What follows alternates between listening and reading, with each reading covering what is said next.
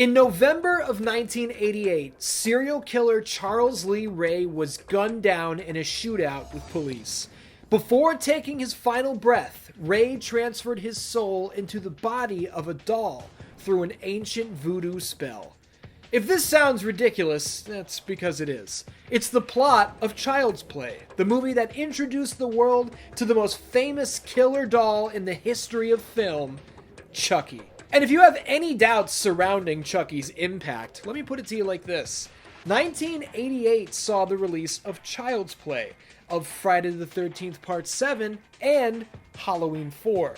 In the box office battle of Chucky versus Jason versus Michael Myers, Chucky came out on top by a wide margin. Obviously, with the success of that magnitude, a sequel was put into production immediately. The story of Child's Play 2 is one consisting of twists, turns, cancellations, rejections, returns, and more. Today, we go all in on Chucky's sophomore slaughter. Welcome to Scream Sequence, razor-sharp reviews of your favorite creepy classics. Every video here on 616 Entertainment is made possible by my supporters over on Patreon. If you enjoyed the show here today, consider signing up. You'll get early access, exclusive videos and podcasts, and more. Pro Wrestling Tees has the merch. As always, thank you for watching.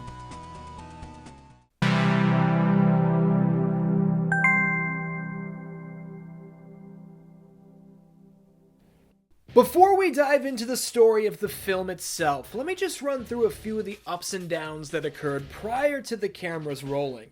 First of all, Child's Play as an IP was originally owned by United Artists, a subsidiary of MGM.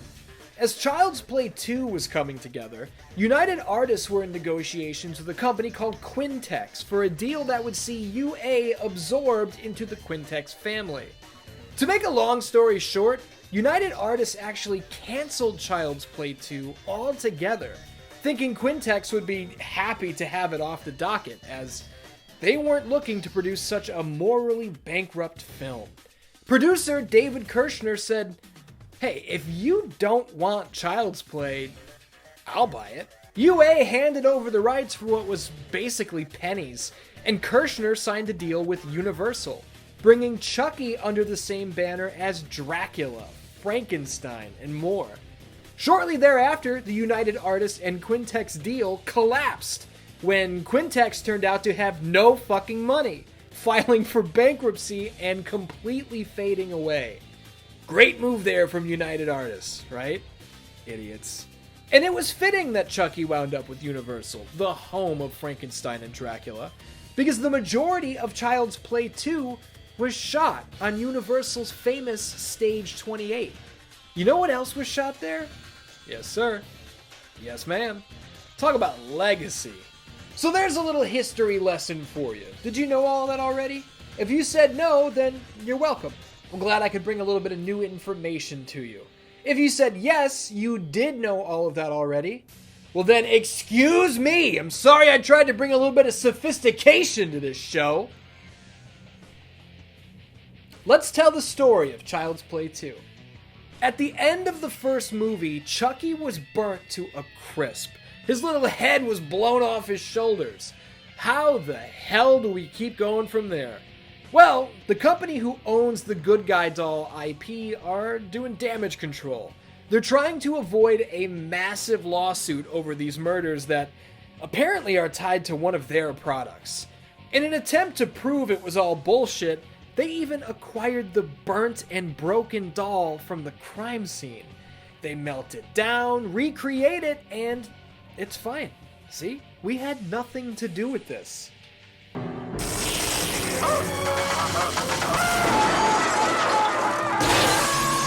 I guess not.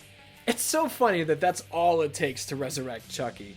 Andy Barclay is now under the care of a foster family, with his mother, Karen, locked up in a mental health facility. Chucky finds his way to Andy's new home, where infiltrating the family is made extremely easy by the fact that they already have a Good Guy doll. The imposter is beaten and buried, and Chucky slides right into the role. Charles Lee Ray has to get his soul out of the doll before it's too late, and as we know, Andy, being the first person to know his secret, is the only possible host. The shit hits the fan, and nobody believes Andy that Chucky is alive until it's too late. There, see? He's gone. If I don't get out of this body soon, I'm screwed.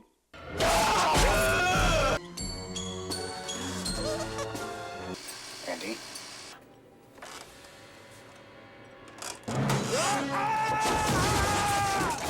How's it hanging, Phil?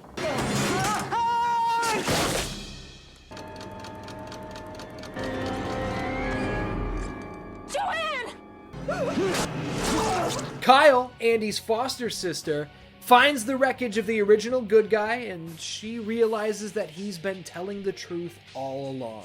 In a chase that leads us all the way to the good guy factory, Chucky's rage boils over. It's too late to exit the doll's body, so he changes plans. He'll just kill these two instead. After being trapped, he rips his own hand off and slams the blade of his knife into the stump. Chucky gets so fucked up at the end of this movie, it's insane. He's sewn down to a platform and new limbs are jammed into his body. Molten plastic burns him into a gooey monstrosity, but even that's not enough to put him down. Eventually, an air hose inflates his head to the point of combustion. Andy and Kyle walk off into the sunrise, and Chucky is dead.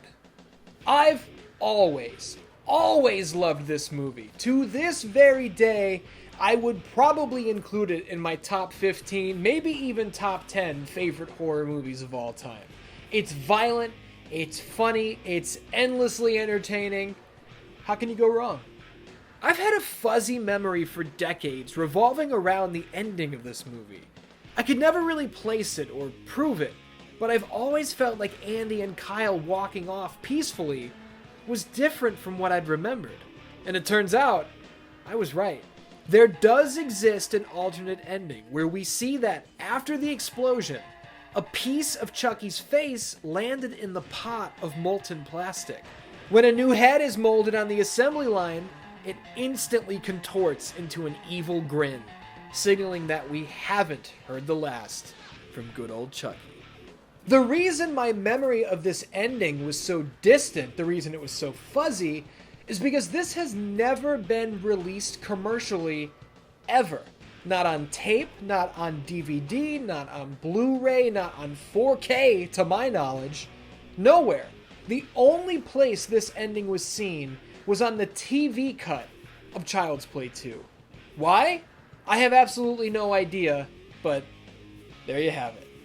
If you always wanted Chris Sarandon and Catherine Hicks from the original to return here, hey, the studio wanted them too. At first, Chris Sarandon reportedly turned down the role after hearing that Tom Holland, the director from the first movie, wasn't coming back. But Catherine Hicks didn't turn down anything.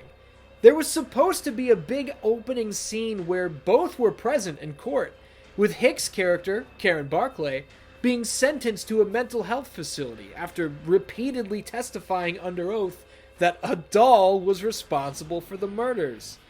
This scene was cut for budgetary reasons, but Catherine Hicks was on set for Child's Play 2 all the time. Remember, she met her husband, special effects lead Kevin Yeager, on the first movie. Yeager's skills had only sharpened in the 2 years between installments, having gone to work on Tales from the Crypt in between. I learned in the wonderful book Reign of Chucky that the eyeballs of the Crypt Keeper are actually the very same eyeballs used on the good guy dolls. How about that? I've always found this shot here, where Chucky is walking down Andy's teacher, to be one of the iconic shots of the franchise. You might recognize Grace Zabriskie from Seinfeld. She played Susan's mother. I've always wondered if Jerry having a copy of Child's Play 2 on his shelf was a nod to the actress, but who knows? Jerry's copy of Pretty Woman has a piece of paper over it, hiding the full title. Maybe they didn't want to have to explain George Costanza leading a double life, you know? But are we talking about Seinfeld or are we talking about Child's Play 2? One more thing. If you feel like the house Andy moves into looks a little familiar, you're probably a big Halloween fan. Geographically, this house is right down the street from the Myers house. What an awesome little connection that is. Child's Play 2 released on November 9th, 1990, and it debuted as the #1 movie in America. It was clear the general public were happy to have Chucky back on the big screen. This wasn't the most insane success of all time, grossing $35.8 million on a budget of $13 million, but it was largely profitable, nonetheless. Child's Play would go on and on. As a matter of fact, it's still running to this day. Now that is an accomplishment. If you've ever wondered if Chucky belongs in the same conversation as Michael Myers, Jason Voorhees, and the other icons of his time, just remember, he murdered all of them at the box office on more occasion than one. And he's outlasted all of them.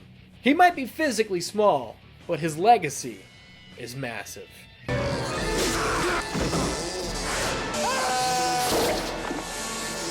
Oh, there it is, Dan Dans. Child's Play 2 is a certified classic. There's no doubt about it. Let's keep this Chucky train rolling. The next Scream Sequence review is Child's Play 3.